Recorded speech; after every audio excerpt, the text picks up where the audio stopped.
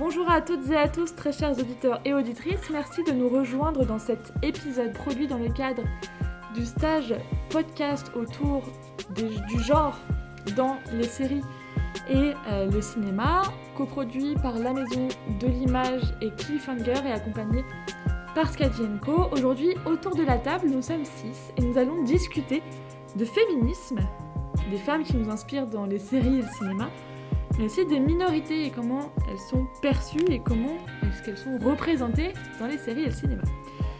Avec moi aujourd'hui autour de la table, les 3 participantes à l'atelier podcast, Brittany, Koba et Nina. Bonjour. Bonjour. Et merci beaucoup d'être avec nous aujourd'hui.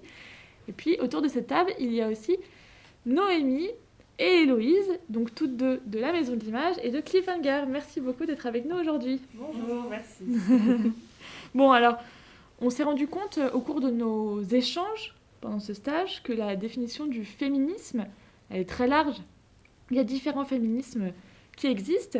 Est-ce que l'une d'entre vous veut déjà prendre la parole pour dire où elle se positionne ? C'est la question la plus difficile à laquelle on va devoir répondre. On commence par le plus costaud aujourd'hui, hein.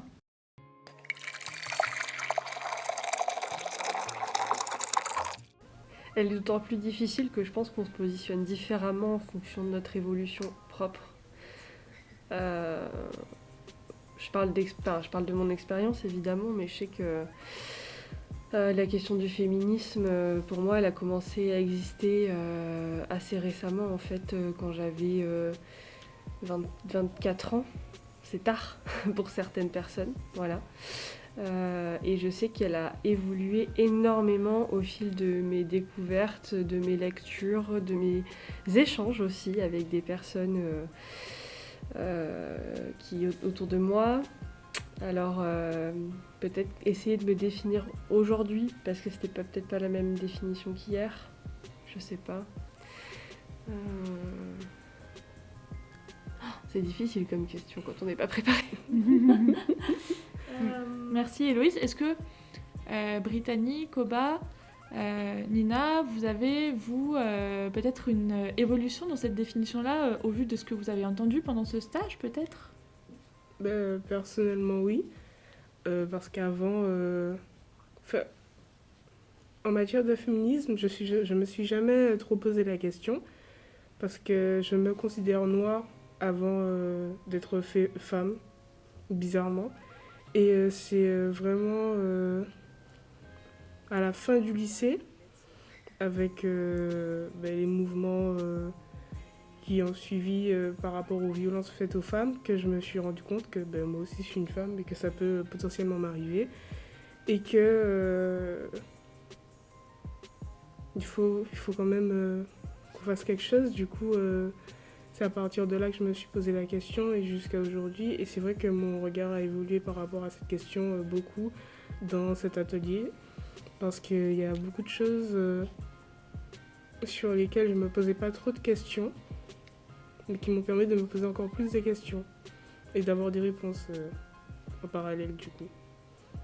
Très bien, donc on parle d'un regard qui évolue. Koba, Nina, Noémie, est-ce que vous voulez parler de votre définition du féminisme ou peut-être nous dire comment est-ce que votre regard a évolué au cours des années, si vous ne voulez pas parler de votre définition du féminisme ? Pour moi, le féminisme, avant de...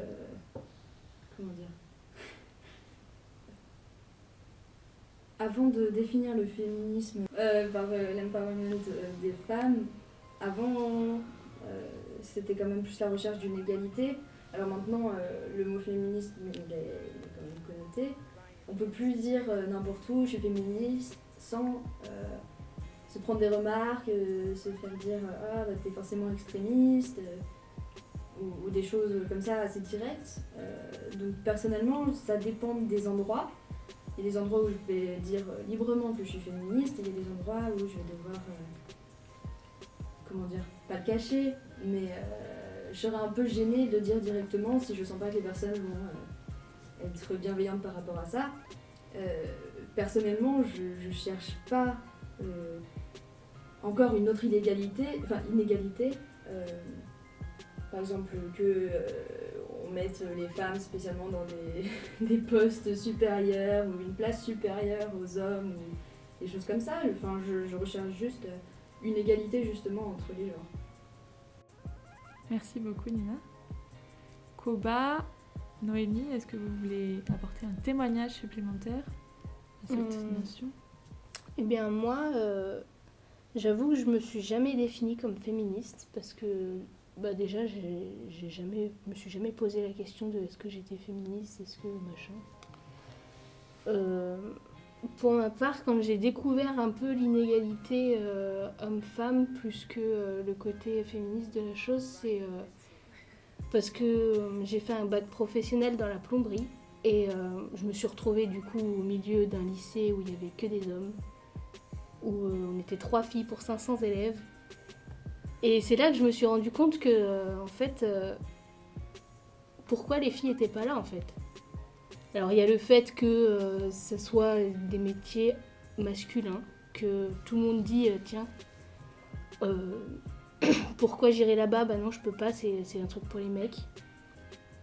Et à chaque fois qu'on me présentait dans la classe, c'était « Oh bah tiens, il y a une fille !» C'était pas, c'est pas normal qu'on dise « Oh bah tiens, il y a une fille pour moi », tu vois. Donc voilà, c'est là que je me suis dit « Mais pourquoi ?» Mais je me suis jamais positionnée comme féministe parce que j'ai jamais rien fait pour changer les choses en fait. Parce qu'être féministe, c'est forcément être actif. Je sais pas, c'est pour ça en fait, moi j'aurais pas de définition de féministe à donner aujourd'hui. Merci beaucoup Koba. Noémie, est-ce que tu veux apporter un témoignage là-dessus ? Alors, moi, je pourrais dire beaucoup de choses. En fait, je crois que c'est une question qui est présente en moi depuis très longtemps, sans forcément que j'ai eu à la nommer comme telle.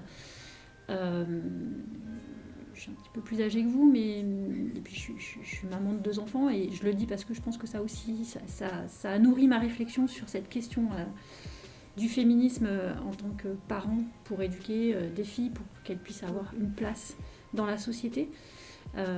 Pour moi, il y a effectivement cet accès au droit, et en tout cas à ne pas subir des injustices et d'éventuelles discriminations. Je considère que c'est une question qui doit pouvoir être englobée par rapport à des choses liées aux discriminations racistes, classistes, validistes, voilà. Ça va pas de soi, et on est tous pétris de nos propres préjugés, de nos propres représentations. Et aujourd'hui on parle beaucoup du wokisme, mais c'est ça en fait, c'est être conscient de là où on vient, de quelle est notre histoire.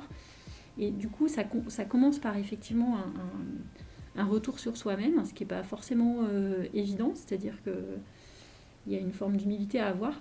Et après il y a la question d'être en capacité de comprendre ce qui se joue, et puis d'arriver à transformer les choses, parce que pour parler de la culture des séries, du cinéma, derrière ça, il y a vraiment un enjeu politique à donner accès à des représentations, à des modèles qui vont pouvoir nous inspirer, et quand on éduque des enfants en leur disant en leur montrant, parce que nous sommes, nous, des modèles, des adultes, qu'une femme, elle doit rester en arrière et qu'elle ne prend pas la parole, ou qu'elle reste derrière la cuisine, ou qu'elle n'est pas au milieu dans la cour d'école à courir derrière un ballon, une femme ou une fille, et du coup, ça donne déjà des places aux uns et aux autres qui sont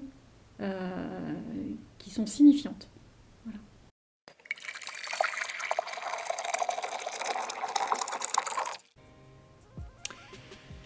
Est-ce qu'on peut parler peut-être des femmes qui vous inspirent et quelles influences elles ont eues sur vous ? Alors on parle des femmes qui vous inspirent dans le cinéma, dans les séries, et peut-être qu'on peut élargir aussi à leur représentation médiatique, si c'est pas des actrices, que ce soit dans le cinéma ou les séries.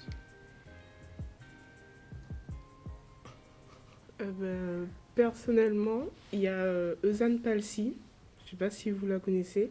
C'est une réalisatrice martiniquaise c'est elle qui m'a donné envie de faire de la réalisation.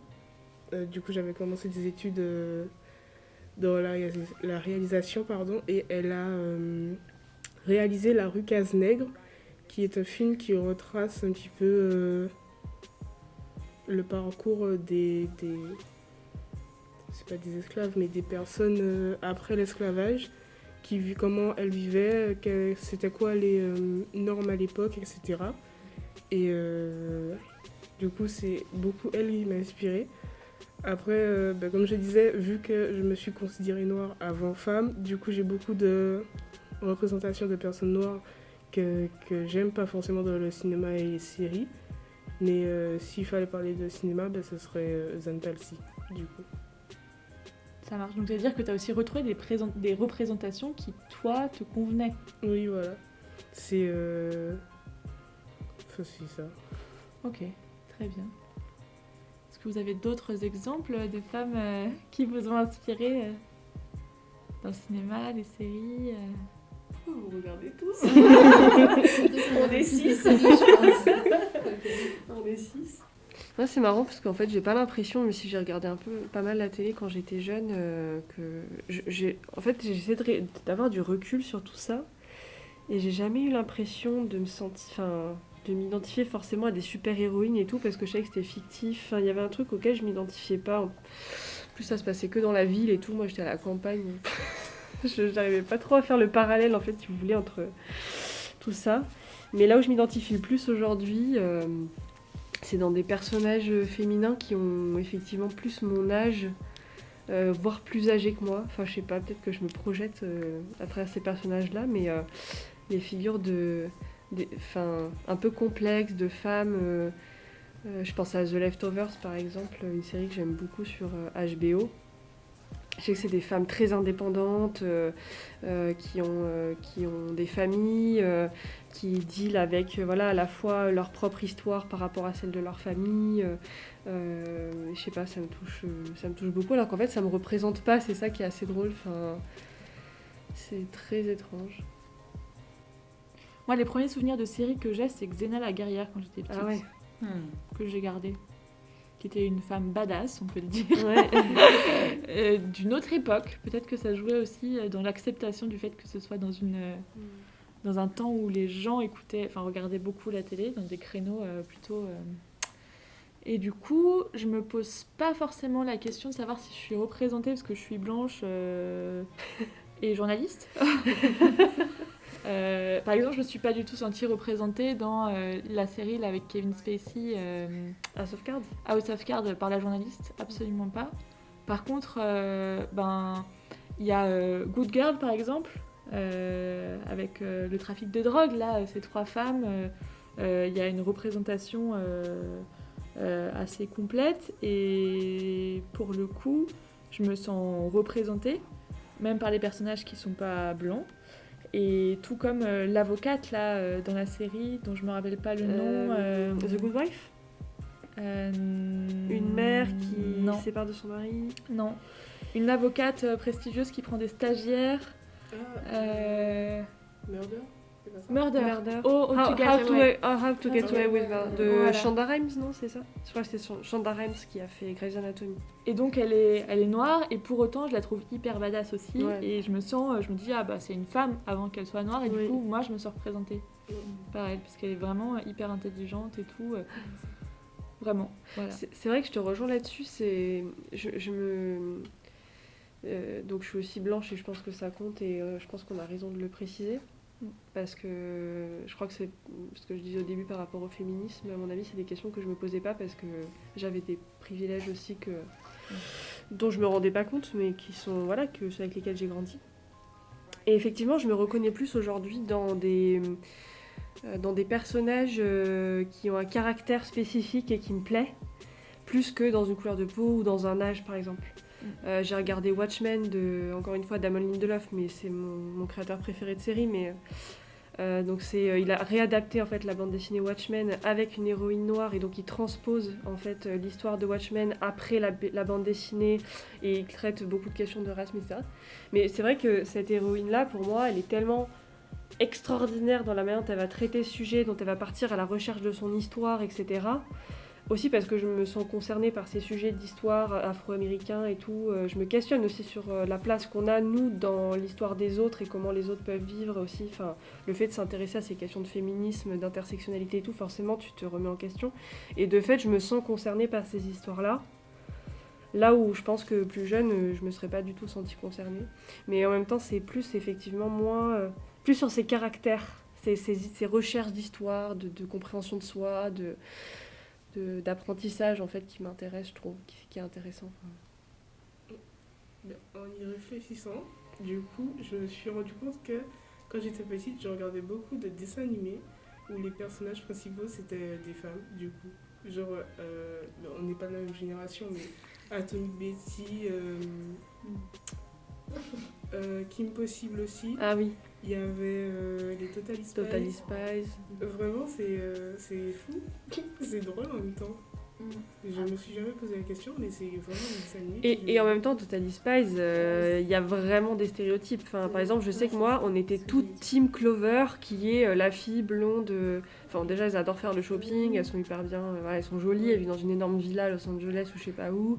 Clover, qui adore faire du shopping, qui est en bataille avec Mandy, etc. Mais je connais beaucoup les Totally Spies, j'ai beaucoup regardé. Impressionnant, hein. Mais je sais que, un jour, il y a quelqu'un, il m'a dit, mais moi, je suis Team Alex. Alex qui est pas du tout là-dedans, enfin qui est moins dans le fait de tomber amoureuse, etc. Et en plus, c'est un gars qui m'avait dit ça en plus. Et le grand frère de la fille avec qui je regardais Totally Spies, on était trop fans, on jouait à Totally Spies et tout. Et c'était effectivement Alex, c'était la fille qui était mise de côté à chaque fois, personne voulait la prendre quoi. C'était très étrange. Moi j'étais Team Sam, hein, perso. Ouais, moi aussi, C'est ça. parce qu'elle était intelligente et tout. Ouais. Et vous, Noémie, Koba et Nina? Ces questions de représentation. J'ai du mal à trouver des personnages auxquels je m'identifie. Je trouve que la plupart des gens qui pourraient me ressembler, enfin des personnages qui pourraient me ressembler sont stéréotypés et du coup, là comme ça, j'ai pas. Je suis sûre qu'il y en a, hein, mais Stéréotypé dans quel sens? ou juste pas spécialement bien montré. Je sais pas, genre la fille naïve, bébête, ce genre de trucs dans lesquels je me sens pas spécialement représentée, ou alors à l'opposé, la badass, ou dans un autre opposé, je sais pas, la femme génie. Ça me fait rire d'appeler comme ça parce que. La femme génie qui est forcément pas jolie. Ou qui peut être jolie, mais qui du coup. Comment dire, est anti-homme. Ouais. Tu vois, Ouais. il y a Ça produit un autre stéréotype en fait. Ouais. voilà, Ouais. c'est Notamment celui qu'on retrouve dans le féminisme extrémiste, qui devrait être extrémiste ou qui serait extrémiste en fait. C'est-à-dire Et ben cette espèce de représentation, c'est une femme génie anti-homme de la frange des féministes très extrémistes, mais on qui veut retrouve pas un autre- l'égalité homme-femme, mais qui est là pour écraser et construire un autre cliché en fait. ouais. Ouais. On en revient à notre première question. C'est ça. Et ouais, voilà. Pendant le stage, au début en tout cas, on a partagé avec Héloïse des extraits de séries. J'ai trouvé hyper intéressant de découvrir I Love Lucy Oui. de Lucille Ball. Je sais pas si tu as envie d'évoquer. un Lucille petit peu. Ball, ouais, ça date des années 50. C'est une des premières séries, on pourrait dire féministes pour l'époque. Aujourd'hui, je pense que on verrait pas la chose de la même manière, mais effectivement, on a essayé de comparer des représentations de personnages féminins novateurs, ou en tout cas qui bougeaient un peu les lignes selon les différentes époques. Du coup, c'était assez intéressant. Ouais. Moi, j'avais envie juste de parler des personnages qui m'ont touchée, parce que ceux avec lesquels j'ai grandi, j'y réfléchissais en termes de dessin animé. Ouais. Je crois que je vais pas vraiment trouvé enfant des personnages féminins ou même masculins d'ailleurs, hein, qui m'aient vraiment étaient des modèles, hein, parce que bon, voilà, enfant, c'était l'époque de Candy. Je sais pas si vous connaissez. Non. Le générique. Vous n'avez peut-être pas envie que je vous chante le générique. Ouais, c'est sticky song. En tout cas, voilà, je me suis jamais, j'ai pas beaucoup adhéré. On n'a pas beaucoup de choix, hein, donc voilà. Bon. Après, On dirait que tu parles d'il y a 1000 ans. ouais, mais c'est vrai, mais voilà, j'ai presque 50 ans, donc hein, quand même. Ouais. Voilà. Les dinosaures, quand même, c'est pas... Là, c'était Récréa 2, Candy, Goldorak. Et puis après, il y a eu. Voilà. Et après, j'aimais bien Capitaine Flamme et Ulysse 31. Mais bon, Une autre musique. voilà, c'est ça, c'est ma génération. Et par contre, plus récemment, même si c'est les années 2000, là, c'est pas des séries, c'est du cinéma. Et j'ai été absolument bouleversée par un film de Peter Mullan qui s'appelle Magdalene Sisters. Ah oui. Peter Mullan, c'est le réalisateur du film. Il est aussi acteur. Il a beaucoup joué dans des films de Ken Loach, qui est un réalisateur anglais que j'aime beaucoup aussi, qui est un réalisateur militant, on va dire. Hein. Et dans The Magdalene Sisters, vraiment, il y a une histoire construite sur des faits réels, avec autour du fait que c'est des femmes qui sont enfermées en fait dans un couvent parce qu'en fait elles perturbent l'ordre établi, qui est que une femme doit rester prude, sage, vierge, ne pas avoir de désir, pas d'enfant, pas de relation sexuelle, mais ne pas tenter l'homme, puisque elle incarne le mal, voilà. Et du coup, toutes ces histoires-là m'ont vraiment à la fois bouleversée, révoltée, mais aussi construite dans mon parcours féministe. Et dans les échanges qu'on a pu avoir avec Héloïse, toi, tu m'as fait découvrir différentes séries, parce que moi, j'ai moins ta culture sérielle. Et je pense à Phoebe Waller-Bridge. Oui. Alors peut-être que tu peux raconter en 2 mots cette série, je sais pas. Mais... Oui, Phoebe Waller-Bridge qui a fait une série qui s'appelle Fleabag, qui est à la base une pièce de théâtre et qui donc a fait 2 saisons autour de ce personnage féminin qui a perdu sa meilleure amie et qui va aussi se reconstruire après ça, mais aussi à travers sa vie sexuelle et amoureuse. Et ce qui est hyper intéressant, c'est qu'elle va parler de ça de manière très crue et surtout qu'elle va aussi s'adresser directement aux spectateurs. Il y a un dispositif aussi d'échange où elle va s'adresser en off, toujours aux spectateurs, et du coup il y a une espèce de relation avec elle qui se crée, qui est hyper forte. Et elle va... Voilà, c'est très cru et ça va droit au but et elle pose les questions qu'on est en train de se poser en fait. Est-ce que je suis une bonne ou une mauvaise féministe ? Ça, c'est une scène qui est assez connue dans sa série, qui est hilarante d'ailleurs. Mais ouais, Phoebe Waller-Bridge, je t'avais fait aussi envoyer I May Destroy You de Michaela Coel, qui parle cette fois-ci d'une jeune femme qui est scénariste de séries en fait, ce qui est aussi la réalité, hein, c'est en partie biographique son histoire, mais qui du coup va raconter aussi comment elle va déjà se rendre compte qu'elle s'est fait violer parce qu'elle s'est fait droguer, donc elle sait qu'il y a un truc qui va pas et du coup elle va essayer de se reconstruire autour de ça, et du coup c'est vraiment une histoire qui raconte le post-événement, d'ailleurs qui ne le montre pas forcément. C'est aussi une manière de traiter ce sujet-là qui est intéressant. Ouais. Ouais. En tout cas, ces séries, et puis je suis d'accord, je pensais aussi à May Destroy You, que j'ai vraiment beaucoup aimé, et je vous invite à la découvrir. C'est des séries qui mettent au centre la question du corps de la femme, du désir féminin, mais aussi des violences sexistes et sexuelles. Et aujourd'hui, on est dans une époque où le féminisme s'empare enfin de ces sujets-là, même si en creux, elles étaient déjà présentes. Et aujourd'hui, on en parle, on met des mots depuis MeToo. Et on est dans ce moment-là du féminisme. Cette conquête, en fait, de la liberté de notre corps et de pouvoir en faire un peu ce qu'on en a envie, y compris de pouvoir avoir du désir et du plaisir sans qu'on en soit condamné, qu'on soit cyberharcelé, qu'on soit banni de la société, insulté, etc. Qui est en fait ce qu'on appelle le double standard, le double shift, hein, qui est que un homme qui a des conquêtes, a des aventures, a une liberté sexuelle, est un don juan, est un super mec viril et c'est positif. Mais une femme qui aurait la même vie, c'est une traînée, c'est une pute, etc. Voilà. Et donc, à l'époque des Magdalene Sisters, on l'enfermait dans un couvent, mais aujourd'hui, elle est soit insultée, soit bannie, soit cyberharcelée. Voilà. Il y a aussi un documentaire très riche, très intéressant, qui est moins sur le corps, mais je trouve intéressant, qui s'appelle Sale pute, #SalePute, qui est sorti aussi assez récemment.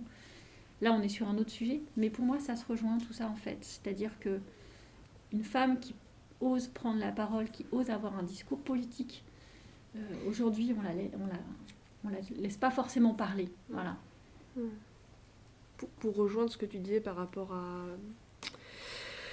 avoir son choix sur son corps, etc. En fait, c'est des séries qui vont montrer des femmes qui ont des règles, par exemple, ou qui vont se questionner par rapport aux questions d'avortement ou de fausses couches, par exemple, etc. Donc, quand on parle d'expérience aussi en tant que femme, ben, c'est clairement sur des choses que spécifiquement les femmes ont, quoi. Voilà. Et c'est ça qui est intéressant. Enfin... Dans le stage, on a partagé une petite série aussi. En tout cas, on en a vu 2 épisodes. Je ne sais pas si vous avez pu en découvrir d'autres. D'une série récente, produite par Arte, qui s'appelle H24. Et je trouve que voilà, ça c'est aussi le témoin de ce qu'on vit aujourd'hui, à savoir qu'il y a effectivement une production actuelle faite par des femmes, écrite par des femmes, jouée par des femmes. Et je trouve que c'est hyper intéressant sur un sujet d'actualité. Et en plus, je trouve que certains des épisodes sont absolument brillants. Voilà. Personnellement, j'ai regardé Libre. J'ai regardé tous les épisodes. De Ovidie. Ouais. Qu'est-ce que tu en as pensé? C'était génial. Je vais les regarder encore. Qu'est-ce qui t'a plu enfin, est-ce que tu peux dire un petit peu plus ce qui t'a plu dans cette série animée, du coup? Ce qui m'a plu dans cette série, c'est que ça parle de sujets qui touchent toutes les femmes, mais sans passer par 4 chemins, sans utiliser des termes génériques. C'est vraiment, c'est très... on parle de règles, du coup on va parler de règles, c'est tout. Et c'est vraiment très très intéressant. Genre, ça t'apporte une vision de la chose qui est différente qu'en général.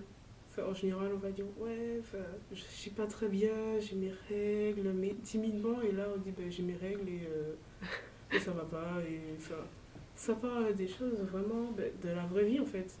Ouais. Comme j'aurais pu en parler à ma pote, comme j'aurais pu en parler aux gens de ma génération sans problème. Et c'est super intéressant. Ça se pose de vraies questions du coup et ça part sur de vrais débats, contrairement à ce qu'on pourrait faire même entre potes. Des fois on part pas dans des débats de que c'est quoi les règles, pourquoi il y a tout ça de tabou. Souvent avec ma pote on se plaint des règles et tout ça, mais partir dans des débats tout ça par rapport à la sexualité, par rapport Au corps. Au corps, oui, tout simplement. On n'en parle pas des masses, en fait. Puis ça questionne aussi l'image, notamment l'image des hommes sur le corps des femmes. Oui, aussi. De la réalité des femmes sur certains sujets et de ce qu'on peut entendre de stéréotypé dans le discours des hommes. Et ça le remet en question. C'est ça aussi qui est intéressant avec cette série, quoi. En plus, elle dit pas c'est mal, elle le prend pas d'une manière ironique, mais on sent quand même que, bon, ça va, quoi. Est-ce que celles qui se sont pas exprimées ont envie de s'exprimer sur ce sujet de les femmes qui vous inspirent et finalement quelles influences elles ont eues sur vous? Moi j'aimerais bien rebondir sur du coup Libre aussi. Personnellement j'ai aimé parce que c'est vraiment comme si on parlait avec une amie ou avec n'importe qui en fait. Et il y a bien de l'humour et des choses comme ça sur des choses qui arrivent probablement à la plupart des femmes ou à la plupart des personnes en général. Et je trouve que c'est important d'en parler comme ça et de ne pas dramatiser la chose des fois. C'est-à-dire, j'ai tendance à pas regarder des films ou des séries ou des documentaires qui vont m'attrister, qui vont me rendre énervée, surtout sur ces sujets-là, parce que après je me renferme dans mon truc et je sais que toute seule je peux pas changer grand-chose et du coup juste ça m'énerve. Donc là je trouve que c'est bien d'avoir une perspective justement plus humoristique, d'avoir une autre version et comme ça permet de... Dédramatisation, quoi. Oui, et puis voilà, dédramatiser et puis c'est plus facile à partager avec d'autres gens que quelque chose qui va vraiment être touchant et qui va être dramatique en fait. Je pense que ça dépend des personnalités après, de comment on veut faire passer le message en fait. Tu vas pas montrer, tu vois, Libre à quelqu'un, tu vas plus montrer H24 par exemple selon la personne aussi. Enfin, c'est ça qui est bien, c'est que du coup il y a une production très varié, qui correspond aussi aux personnes qui les font. Enfin, je dirais, il pourrait y avoir plusieurs manières de les traiter selon les personnes qui les traitent, et du coup, c'est ça qui est chouette aussi. Ça dépend du moment, la relation qu'on a avec la personne, et de si elle est sensibilisée ou pas. Ouais. Alors on peut parler de H24, moi c'est une série que je suis pas encore arrivée à regarder parce que c'est vendu comme du coup une série sur les violences faites aux femmes et que le discours qui est porté dans la communication qui est faite c'est du coup on va voir les violences et moi j'ai du mal avec les images de violence et du coup je ne peux pas regarder parce que je sais que potentiellement ça va me bouleverser et du coup ça a l'air d'être une super série et pour autant la communication fait que je la regarderai pas. D'accord. Mais C'est une vraie question. ouais, c'est une vraie question. Comment parler des violences? Comment les représenter? Faut-il les représenter? Faut-il mettre le spectateur à la place de la personne qui les subit? Voilà, où est-ce qu'on met la caméra? Enfin, voilà. Et c'est vrai que juste avant de démarrer ce stage, on avait pu suivre une conférence, pour certaines d'entre nous en tout cas, de Iris Bray. Même si elle ne pose pas cette question de la représentation complètement des violences, elle pose la question du regard qu'on Voyeur, pose quoi. sur le corps, en fait, en général. Mais il peut être violenté aussi, ce corps. Et du coup, c'est comment on rend dissible l'indicible aussi. C'est-à-dire, est-ce qu'on peut combattre des choses qu'on ne voit pas et qu'on ne nomme pas? Tu vois? Quitte à en souffrir. C'est ça la difficulté. C'est-à-dire, est-ce qu'il faut faire souffrir le spectateur, entre guillemets, pour qu'il vive dans son corps l'expérience de la personne qui les ressent?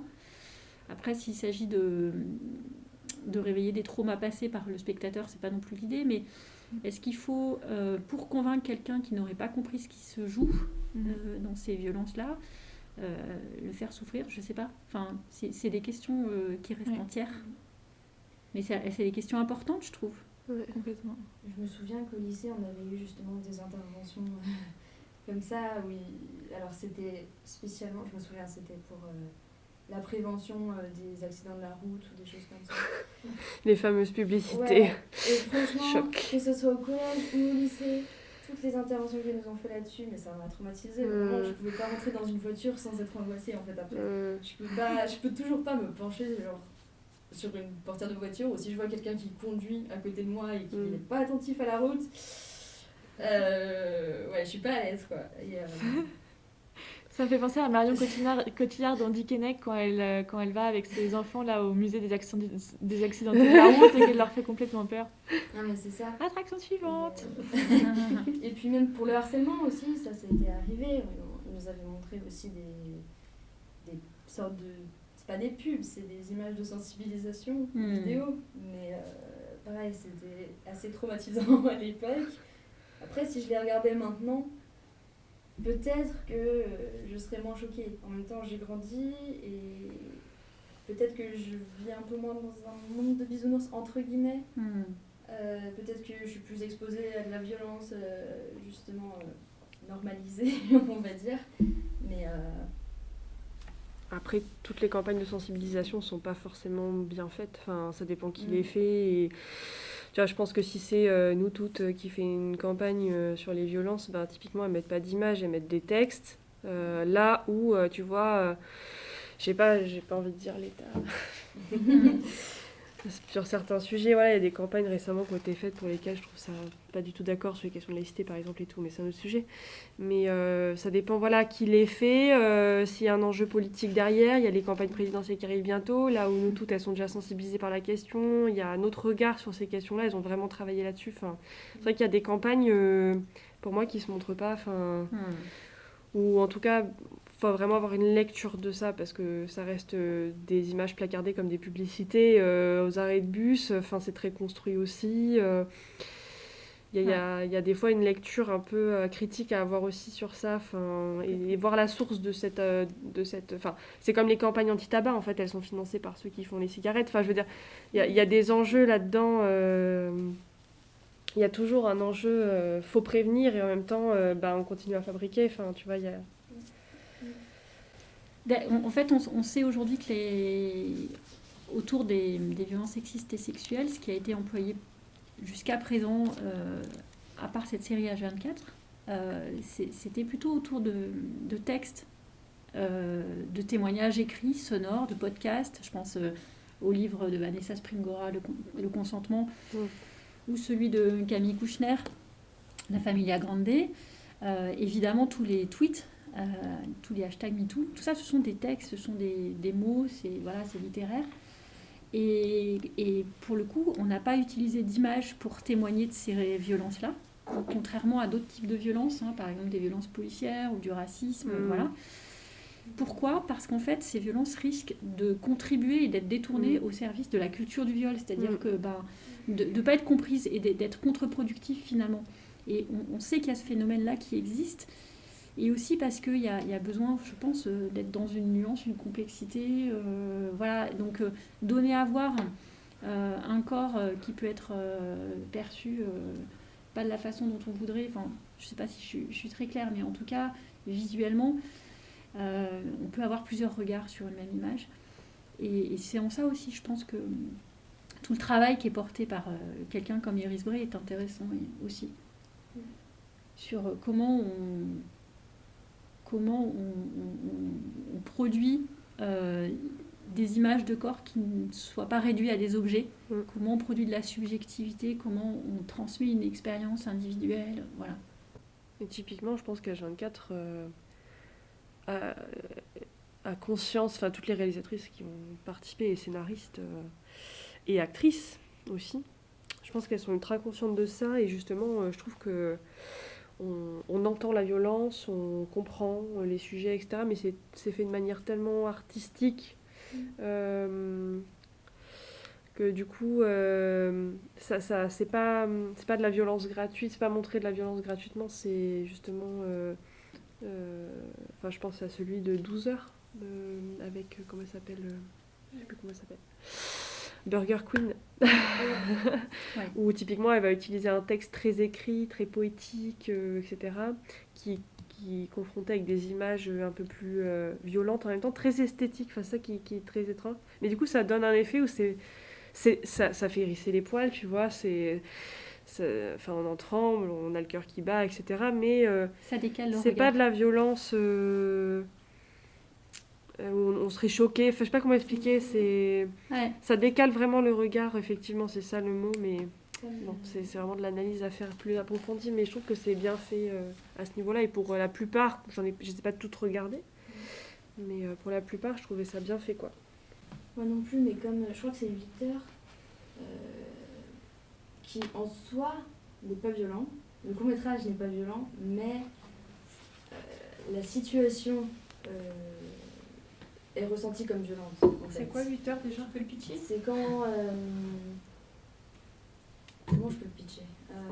Cette hôtesse qui arrive. Voilà, une hôtesse qui arrive du coup à un emploi pour lequel elle a été pas du coup embauchée.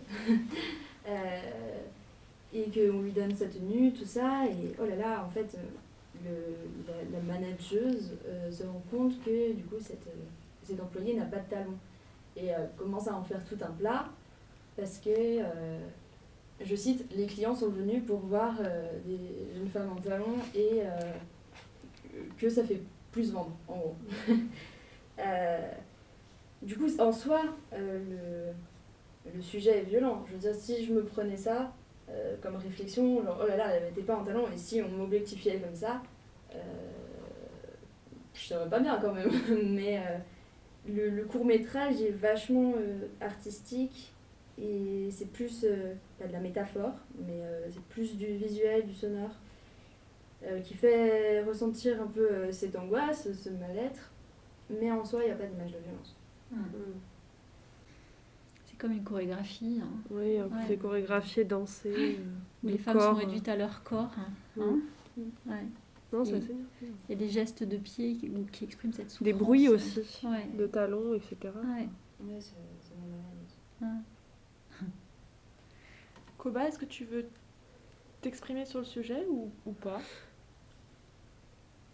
En gros, tout ce que je pensais a été dit.